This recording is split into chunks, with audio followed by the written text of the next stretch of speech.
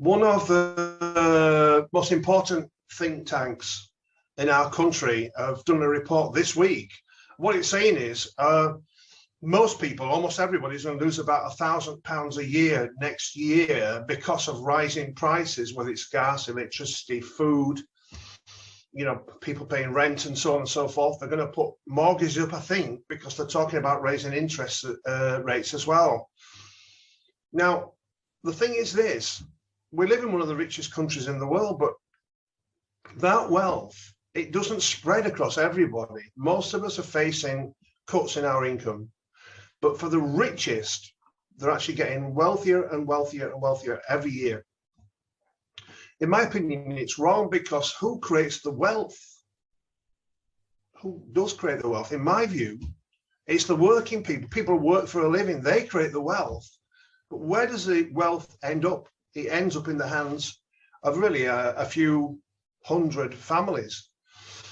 And the other thing which is wrong is when you think about tax, this country, it doesn't tax wealth. Growth in wealth continues year on year for these people, but they don't pay tax on it, not unless they were to die, and then they pay inheritance tax.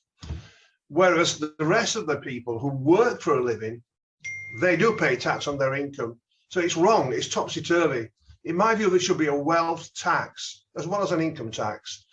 There is an absolute fortune, billions of pounds in wealth which has not been taxed in our country. It should be.